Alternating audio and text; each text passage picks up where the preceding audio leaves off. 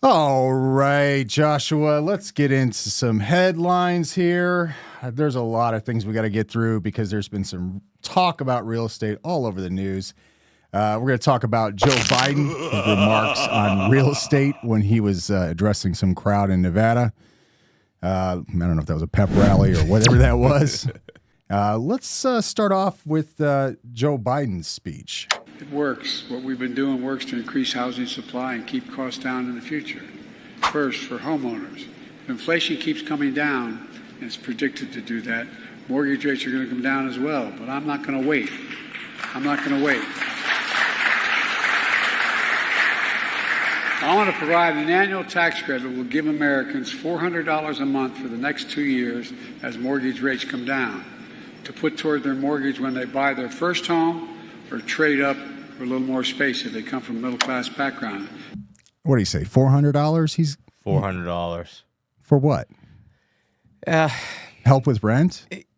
That's supposed to help with their payments, you know.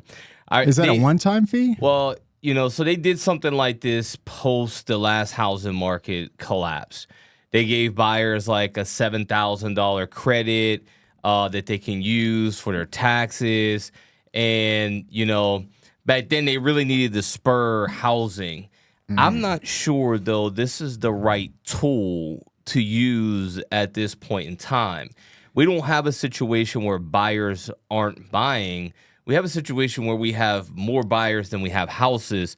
So I'm not really sure this is the right tool. Yeah, what's his angle here? Just to make buyers more incentivized to keep buying? Yeah, but normally how this works, though, is it works where, you know, they're going to say $400 a month for the first year. They're going to give them some type of a $4,800 tax credit on their taxes. So it's not going to be coming month to month. This is at the end of the year. Well, at this point right now, where's it at? Like, what legislation is it in? Where's it at? We don't know the specifics of it. So these are just dreams.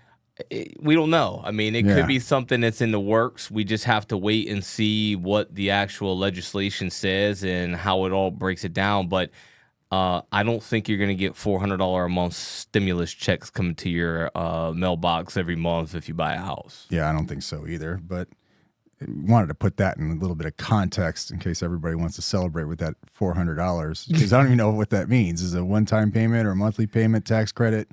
You know. Exactly. So again, it was said, but it is very vague on how that is going to be rolled out. Yeah, let's continue. They come from a family that has well under $200,000 or less.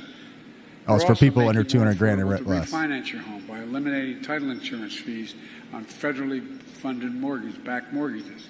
That's going to save folks as much as $1,500. Okay. Yeah, I mean, this right here, it gets really sticky because I can understand where he's saying that the federal government is going to not require it. But at the end of the day, the lending institutions, they're going to require it. They're going to require it, and because it's the thing that protects them in the event that something happens, there's an unforeseen legal circumstance that happens. Any liens or encumbrances or claims against the title. Exactly. So there's, you know, even for your buyers who are buying a house with cash, you're going to want a title insurance policy. But if you're buying a house with a loan, the lender requires it because they want to cover their investment in that house. And no one should go unprotected in this situation. And I get that they're saying they're not going to require it for VA, FHA, conventional or USDA government-backed government USDA. loans. They're not going to require for government-backed loans. However, you know, most of the time, if you're using a mortgage broker, they're selling their loans to somebody who's not a government entity. So therefore, they're going to probably require that charge. But if you got a retail lender who's going to service that loan, they're going to require it as well because it's their money. Your correspondence lenders who may just turn around and sell it to Fannie Mae, Freddie Mac, they may say, okay, well, we can get rid of this because the government is going to buy it from us anyways, so we'll be fine. Yeah, so people out there that don't quite understand what title insurance is, it's part of your closing costs. Your lender most of the time will require it. That protects their interest in the loan. because they want that title protected in the event somebody tries to lay claim against that title. And then you got owner's title insurance. So let's say that you pay off your mortgage, and the lender obviously don't require the title insurance anymore. They got their debt paid back, and let's say I don't know, sometime down the road, 20, 30 years later, somebody lays claim against the title, and some paperwork in the chain of ownership wasn't done correctly, and they have a legal claim against it. And even though you own the property, they might own part of it. So that title insurance is important. Is it something you'll necessarily need? Not necessarily, but it would really suck if you didn't and you needed it. Yeah, it's one of those things, that you would rather have it and not need it than need it and not have it. It's kind of like life insurance or car insurance. It's you might not ever need to use it, but that time you do, you're going to wish you all had. insurance are like that. Yeah. Car insurance, home insurance, they're all the insurance products are. You wish you never have to use them, but if you have them and you need them, you're happy. How are they going to eliminate that? They're just not going to require it on the government loans because most of those loans end up back with the government. So, mortgage company, we won't put any names, but just mortgage company who's writing a VA home loan, they may write that loan, just to originate it, and then they sell it to one of their entities, Fannie Mae, Freddie Mac. So because the government is going to buy it in the end anyways and hold it, they're not going to require on those. However, again, though, for those brokers who are brokering loans to different people who are going to hold them and service them for the full 30 years, or a bank who's going to hold and service them for 30 years, they're probably going to require it because they want to protect their investment. To do that. In addition, last week, the National Association of Realtors agreed for the first time that Americans can negotiate lower commissions when they buy or sell their home. Wait a minute. Okay. I had to stop it right there. First and foremost, you've been doing real estate for 10 years. I've been doing it since 2018. I don't know any time that I have ever listed a house or helped a buyer buy a house where commissions were not negotiable. It's always been negotiable. Yeah. So the fact that he's saying that for the first time commissions are negotiable, I don't buy it. I don't understand what he means by that. It's always been negotiable. Yeah, it's always been negotiable. It's really in how the real estate agents handle the conversation when they're with the sellers. That's really where the big, I guess, if anything, discrepancy is at. They weren't. Some agents weren't saying it was negotiable. They weren't explaining it correctly. Okay. They were saying, well, I have to charge you 6% because I have to give 3% of it to the buyer's agent. Yeah. So when you tell somebody I have to charge you 6%, it doesn't imply that it's negotiable. Yeah, I can see where that. Right? And then when you say because I have to give it to the buyer's agent, people are thinking like, well, I'm paying for the buyer's agent to negotiate against me yeah. and things like that. And it just was improperly communicated to the sellers. And that's why there is a lot of just confusion around it. But it's always been negotiable. Yeah, so these yahoos up in Washington don't know the difference. It's not like I don't even know if they personally sold their home and they had their helpers or whatever do it for them or whatever by proxy. So I don't understand. Oh, for the first time it's negotiable. That's a lie. That's a lie. That's a lie.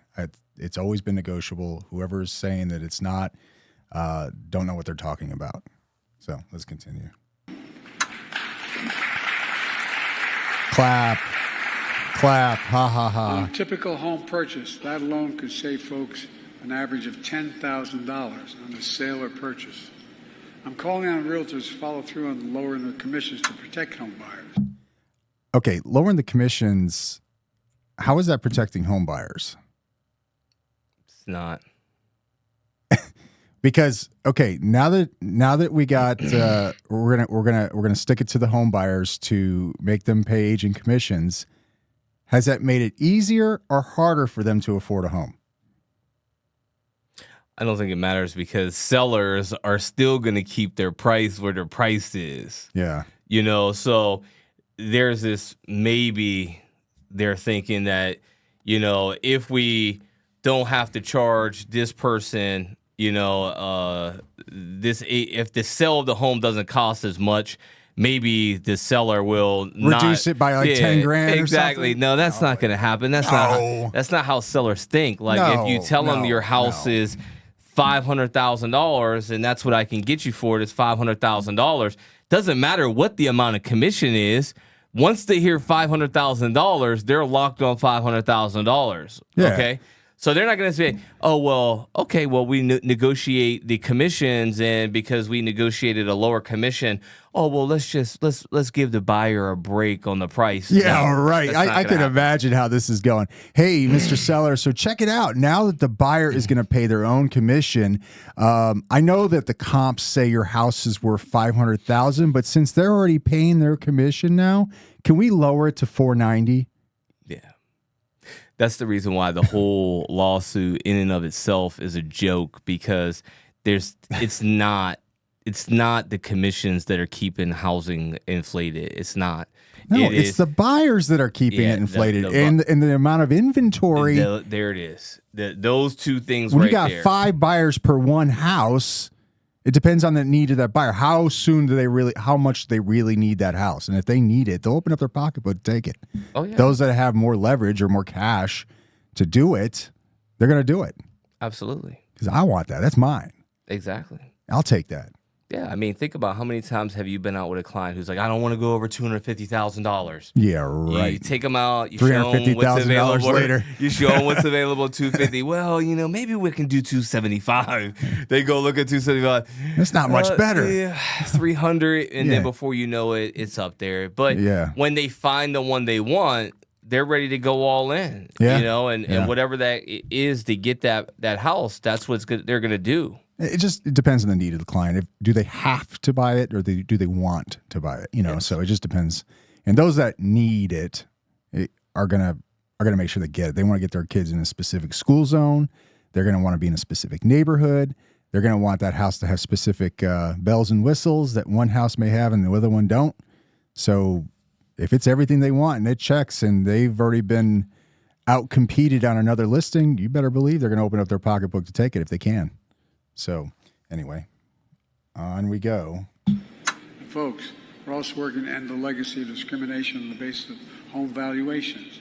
It's exacerbated, as you know, it's exacerbated a racial wealth gap and held back black and brown families. And it's simply wrong. If you build if a developer came along and built This is 20 painful to homes on listen one to. side of a highway and 20 homes on the other, and the one side had people with black and brown backgrounds, and the same exact home was built in a white neighborhood, guess what? The day you bought that home, that black home is worth 20% less than the white home, or the Hispanic home is worth 20% less. It's wrong. Okay, so what is he talking about? Appraisals? Appraising it lower based on racial disparities or something like that? Yeah, and I think that's where it's gonna be difficult. I mean, and you got to think about this when you listen to this whole speech in its entirety. These are key talking points that are important for everyone, right? Yeah. So this, it's a campaign rally. Like he's rallying the base, and so therefore, a lot of the points that are being touched on are actually focused and directed straight at the people who Voter demographics. There you go. Yeah. So his constituents, right? Yeah, he's got to give them some red meat to eat. And so while there is this going on, I don't want to say that it's not going on. And we've talked about it. We've dedicated a whole show to it a few months ago. But essentially what happens though, and where the problem is going to lie, and I don't have the statistics in front of me. However, as a person who sells a lot of homes, a person who lists a lot of homes, there is typically a large demographic of appraisers that are Caucasian. Mm-hmm. And so I don't think that the problem is necessarily where the house is built. It is in ones because all appraisals are subjective to whoever the person is that's doing the appraisal. So you could have 10 appraisers all go appraise your house and they can all come back with different numbers. Right. And It's you're an like, opinion at the end of the day. how is this possible? Well, it's possible by a lot of ways, and it's based on the fact that the whole appraisal is an opinion of what the value is. Yeah. I don't see how you're going to change that because there You have to change people's opinions. Exactly. You have to change people, and that's Yeah. the hard part right there. Yeah. But at the same time, you know, there are going to be people who are going to be like, well, hey, like this neighborhood is not like this neighborhood. Right. You can have one neighborhood across from each other and have different taxes and different values, different school zones. It could really differ. Yes. Look, I've lived in several locations throughout the United States. I've visited a lot of locations throughout the world during my time in the military. And I can tell you, there's almost any city I go to, I could be driving down the street like, oh, wow, this is a nice house. Oh, there's another nice house. And then it's like, whoa, where did we go wrong? Like, what are we doing? And there is a difference in the level of, upkeep that people give to those houses. And it really is not a clear line. As I said, you could be on the same street and drive down and be like, oh, this is a this is a great house, great house, great house. Whoa, what happened? Yeah. Right. And, but there are some neighborhoods, I got a listing right now where the biggest negative feedback is the person across the street is running an unofficial junkyard in their front yard. Yeah. And this is in, a very nice neighborhood. So it is one of those things where it's like you have those issues everywhere. Yeah. The problem is it seems that the valuations get exacerbated in Black and brown communities.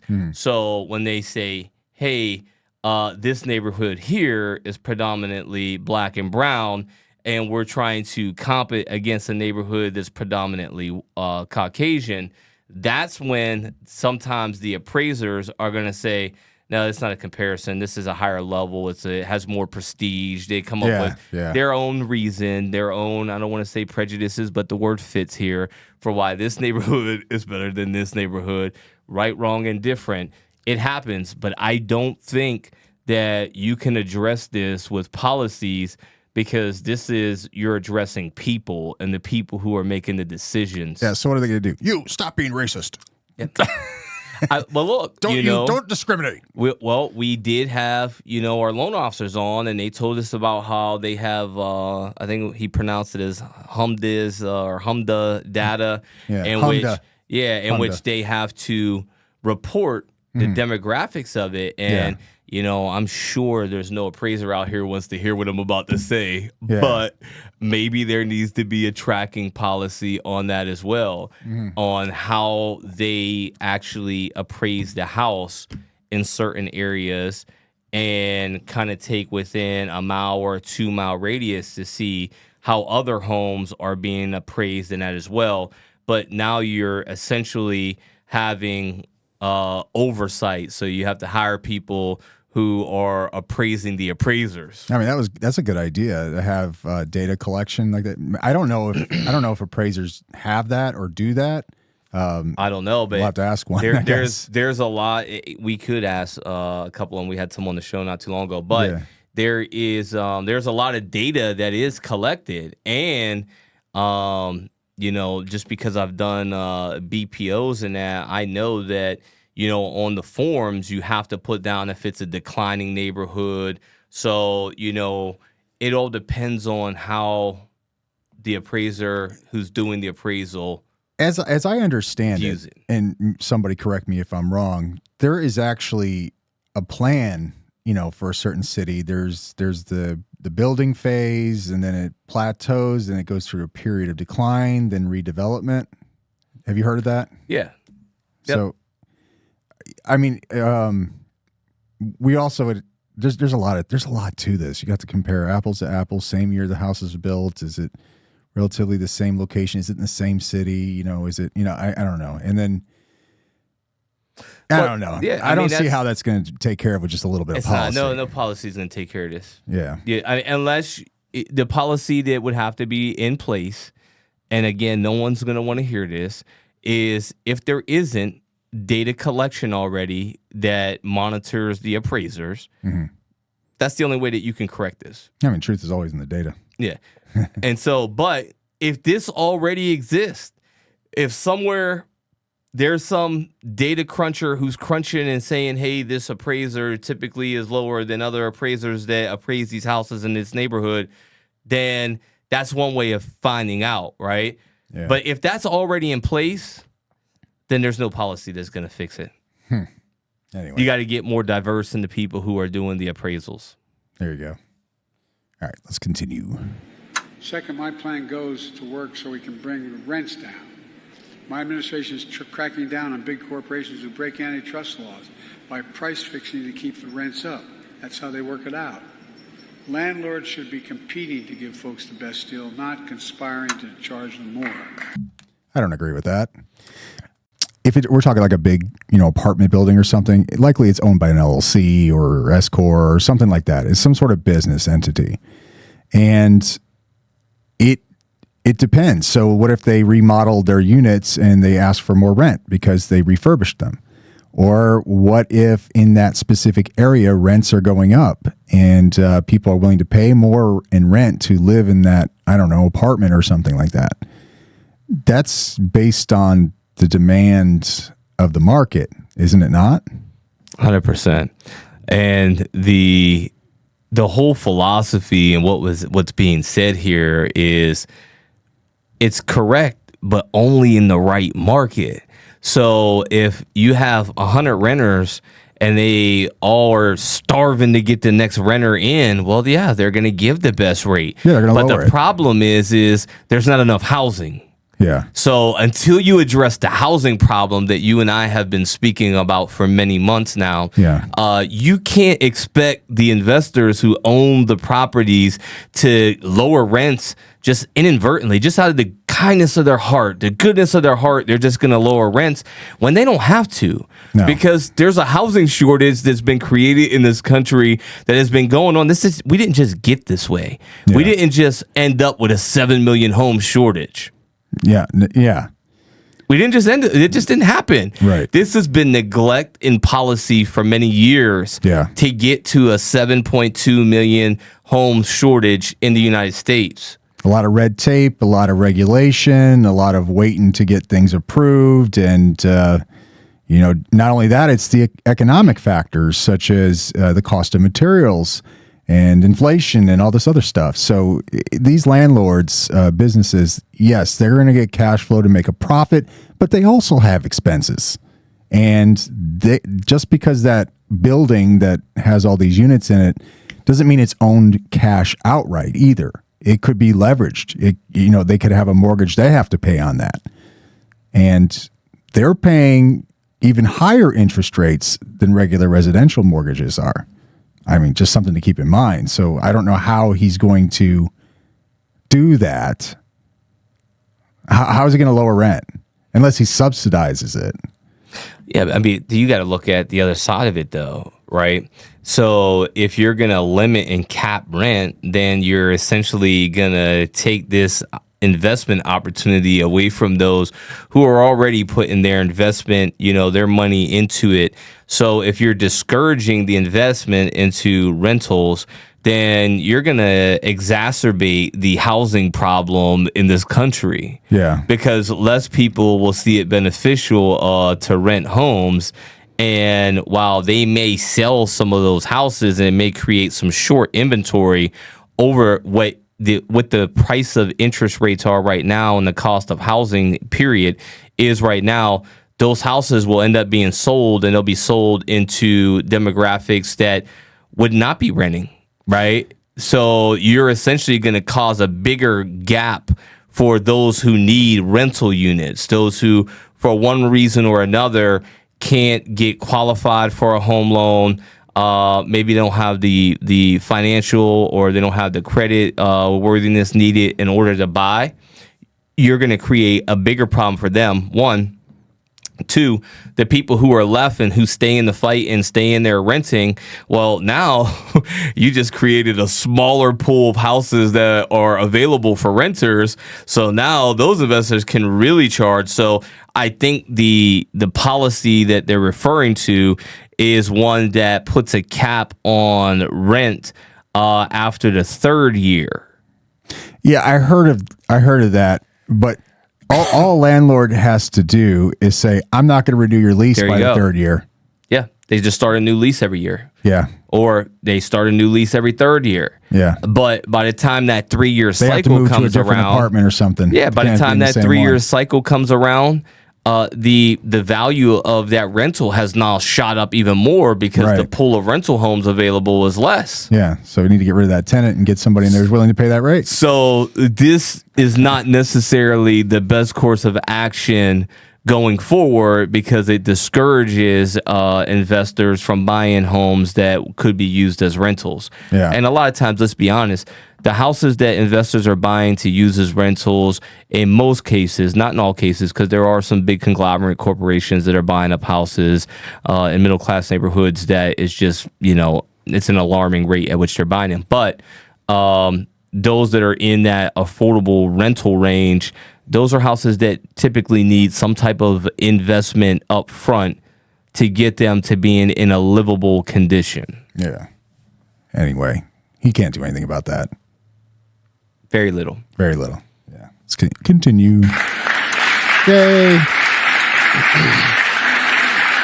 We're also going after what I call unfair rental and junk fees. Like the ones you charge when you move into an apartment. One of those surprise convenience fees that aren't convenient at all. You can add up to hundreds of dollars. And so some of you have been stuck with that. Folks are tired of being played for suckers, and I'm tired of letting them be played for suckers.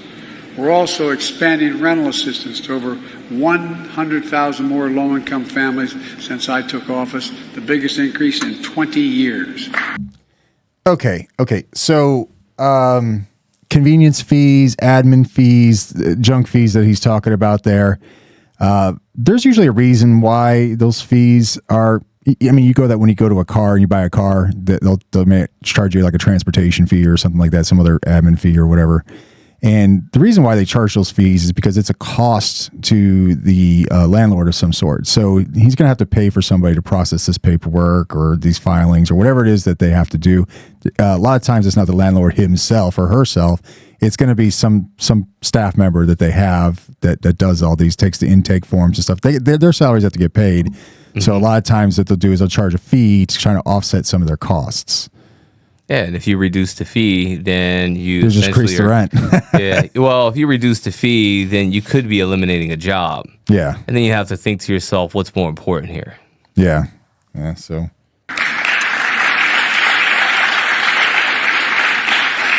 And my new plan would help hundreds of thousands more, including foster kids, as you mentioned earlier, aging out of foster care. So they have to move out, living on their own for the first time. It's also going to help thousands of veterans afford the rent because no one should be homeless in America, especially someone who served this country.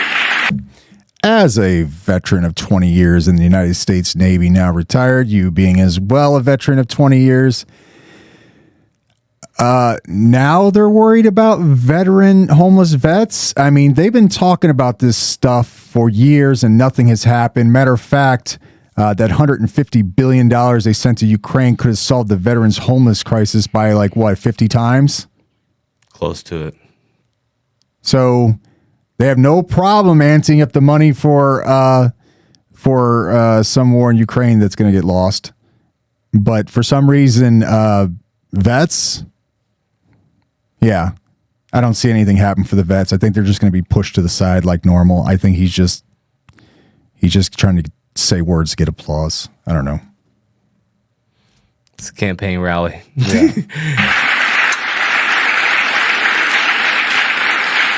Folks, affordable housing has been a challenge for a long time. To solve it long term, we have to increase supply. Because when supply is down, demand is up, costs rise. The bottom line to lower housing costs for good is to build, build, build. And that's why the help of your congressional delegation, I've cut red tape so more builders can get federal financing for the new projects. A record 1.7 million new housing units are under construction nationwide right now because of it. In fact, today my administration reported that single-family housing starts are the highest level they've been in nearly 2 years. Okay. He's taking credit for 1.7 million homes being constructed, but wouldn't they be under construction anyway? Because that's what builders do, is build, and that was probably permits and approvals and zoning, engineering, or city council approvals that lasted up to 2 years prior to them even breaking ground? Yeah. I mean, there's again, it's a rally speech, right? So it's meant to, to rally the base, and the mention of 1.7 million homes currently being constructed is encouraging to a lot of folks. But, anyone who's done new construction, they know that, and we've had builders on the show and they've told us that the new construction industry itself faces a lot of challenges, a lot of hurdles, particularly with labor shortage. Yeah. Right. This generation, our generation, we were basically was pounded into our head that if you ever want to be successful, you need to get good grades and go to college and get a degree. Yeah. Right. And there are probably somewhere in some million number of people who did that, and all they got stuck with was a lot of student loan debt. Yeah. But we need the critical tradesmen. We need the critical skilled laborers in order to carry out construction that's necessary to close the gap on the 7.2 million home shortage in this country. Yeah. So while 1.7 million new construction starts is encouraging, it's still far below where we need to be at. And the question is how much further will the gap, expand? At what is the closure rate that they're going to get on this? Well, he has to also put this into context with these 1.7 million homes. Much of these homes right now, as we had the builders on before, they're talking about it's not that they don't want to build affordable homes. They're just no margins in there to build affordable homes. So they really have to go after homes that where incomes would be related to upper middle class or affluent. So these homes, 1.7 million homes being built, most of them I would wager are for upper middle class or the affluent. These aren't affordable homes. Yeah. Most of them. I'm willing to say that. I would agree with that. And, in new construction, oftentimes there's delays with it. So, you could see 1.7 million homes getting started today, but they won't become available for somewhere if you're turning out homes like Ryan Holmes is in like 4 month times. And, we've already done something on Ryan Holmes. Go back and watch that clip and see what the quality is that you get with a 4 month construction home. According to the previous customers, of course, not according us. to their customers, not us. But, for the builders who are building good quality homes that are going to be around for a while, you're looking 8 to 10 months. And what does that mean? You're not going to see that inventory hit the market until sometime in 2025, maybe first quarter 2025. And it's not going to be 1.7 million homes at once. No, it won't be. And the thing about it is they're going to hit in the wintertime when most buyers are not actually shopping for a home. Yeah. So, we could see a situation where a lot of that inventory that's going to fall in and go on the market in the wintertime is going to sit. Mm-hmm. So then in 2025, you may start to see the inventory pick up some to help, ease the inventory crunch that we have. But in the short, right now in 2024, you're going to probably see an inventory shortage well into the 2025 year. But again, we don't know where these 1.7 million homes are being built. if they're being built in areas that are out in the urban areas. There's a lot of new construction here that's going on out in Franklin that Ryan Holmes is building, coincidentally. Yeah. But yeah, who wants to go live in Franklin when they work in Norfolk and they got to drive an hour to work every day? Franklin's a very rural place in Virginia, for those who are not familiar with it. Yeah, and that creates its own problem because It's not close to anything. Exactly. So now you have a large construction going on in an area that is not developed to handle the increased population. Yeah. And, that comes with its own set of challenges for those cities and those urban areas.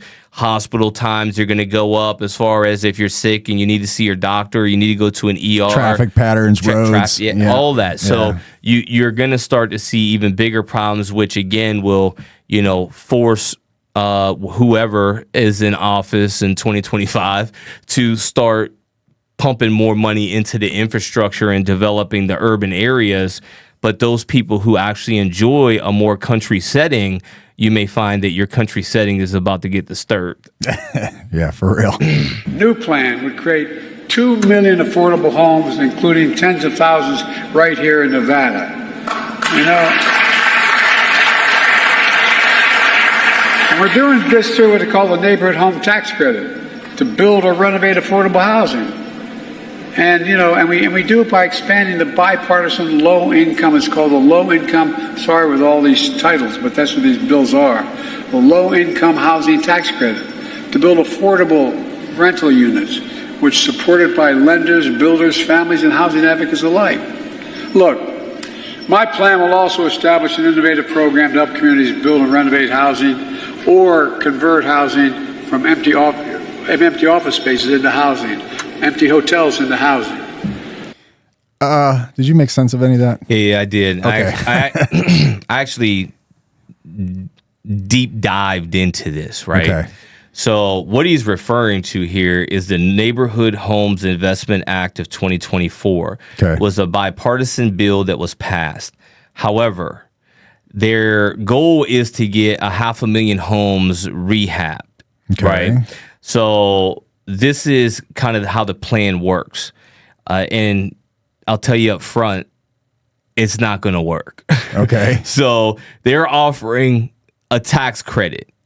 I don't want a tax credit. I want my money now, damn it. Exactly. And so essentially, if I go out and I acquire a house Yeah. and I get it for $50,000. Now, first and foremost, Such a for lucky me guy. to acquire a house at $50,000 means that it has some serious problems. Serious right? structural problems. So it's going to cost me a good amount of money to rehab that house. Yeah. So I'm going to say it's going to cost me $100,000 to rehab that house, right? Yeah. Now, how it works is I can get a tax credit of 35% of the acquisition and the cost of rehab, but I have to sell it.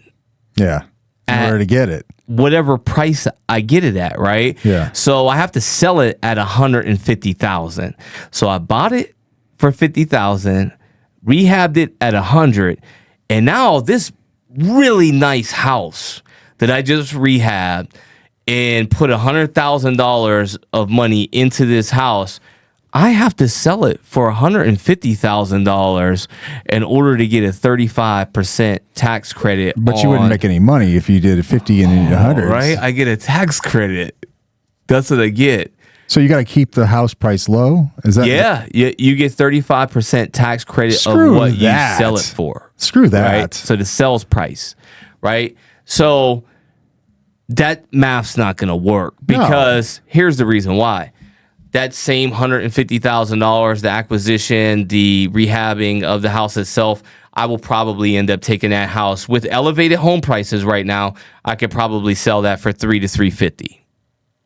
So why would I take a 35% tax credit, which is like $35,000? No, I'm sorry, it's $52,500. Why would I take $52,500 when I can sell it for $300,000 or $350,000 and make $150,000 to $200,000? Now, Or you just and I write know. just write off your 100,000 you put in it. No, it doesn't work like that. Yeah, or so, I don't know. It doesn't work like that. So you can't get it both ways. You can't get your cake and eat it too. Oh, okay. But again, for those of us who are in the industry, you know, as an investor, this is a home run deal. Like, this is the stuff that investors are like licking their chops for, wishing they can get every day. Like, this is like that porterhouse steak sitting on your plate and you're like, I'm ready to dive into this thing. That's what this deal is, a $50,000 acquisition, $100,000 rehab for a $350,000 sale on the back end, you know, with essentially about $200,000 in profit. Why would I take a $52,500 tax credit vice $200,000 in profit? And just pay regular business tax. Yeah, I'm not going to do it. Nobody's going to do it. Yeah. Nobody with any good math sense would do it. That's why this program really isn't going to touch it. But there are limitations on it as well. And the limitations are, so I did the research in our area. Our area median income is $99,800. That is determined by HUD. So $99,800 is our area median income. Now, most, like our largest city, Virginia Beach, will tell you that the average income is somewhere around 83. So that number is a little bit elevated. However, for the sake of the math, this is what it is. So now, as an investor, I can go out in any house that I buy in rehab that is less than 4 times the amount of the area median income, meaning just short of $400,000, because the area median income is $99,800, so almost $100,000. So any house under $400,000, I can do this tax credit with, right? But then you look and the median home sale is well over that. Yeah. It's well over $400,000. So right? why wouldn't you just do it for the median home sale? Exactly. So the math don't work. It don't work in this area. I don't know if it will work in some other area, but if you're an investor out there in some other area, you do the math on this and let us know if it works for drop you. in the comments. Let us know. Let us know if you're licking your chops to get a 35% tax credit. All right. Continue. Almost done with this. My plan would provide $8 billion to fight homelessness and move people into homes and off the street. Now, I'll say it again. In the United States, no one should have to live in the street. No one. Folks, altogether, experts are calling these measures, quote, the most consequential housing plan in more than 50 years. But let me be clear. It's not only my plan, it's fully paid for. And while I'm paying for it, we're also reducing the federal debt at the same time. He's paying for it, or is the American taxpayer paying for it? That's it. That's all I got on his speech. That's all I can take. Yeah. Again, hey, I think that it is a typical rally speech. There's a lot of great talking points there. The problem usually is, especially when you're rolling out legislation on this grand of a scale, there's a lot of bureaucratic red tape. And even just for me to track down the Neighborhood Homes Investment Act of 2024, it took a lot of work just for me to track it down, find it, just read get it, smart on it for a digest second. it. Yeah. It took a lot of work to find it, right? But there's nowhere on the Virginia housing page that mentions anything about this. So what does that mean? That means that even though it's being talked about, the allocation of the funds has not been allocated to the state level. And so therefore, it's not yet accessible for those builders and those investors who are interested in the tax credit vice the profits. And so therefore, all of this was said. There's some great talking points. However, bureaucratic challenges are going to hold this down for a while, and maybe again you might see relief in 2025. But if you need a house in 2024, your rent is up and you're tired of renting and you don't want to rent another time, like none of this relief is going to help you in 2024. Well, assuming he gets reelected, and then assuming that when he passes these spending bills, that the Congress and the Senate are going to agree with him. All of that's very valid, very fair statement. And we've seen that, from presidential turnover to presidential turnover, you will often see where one president says, I'm going to strike this down right here, where it stands. We're doing away with this because, while it was touted and there was a lot of great things that were said, when it was broken down and you figured out the math, you figured out that, no, this isn't actually paid for. It's actually taking money away from something else that we really need desperately to have this money allocated towards. Right. That's all I got, man. So, ladies and gentlemen, if you like this video, go ahead and hit that subscribe button. We're up to over 15,000 subs. Thank you to all of you who have subscribed. You guys are awesome. Appreciate the support. Go ahead and like the video if you like it. And of course, comment. We like to engage in conversation with anybody. So please comment below. We try our best to reply to every comment that we get. But anyhow, with that, thanks for watching. See you soon. Until the next time.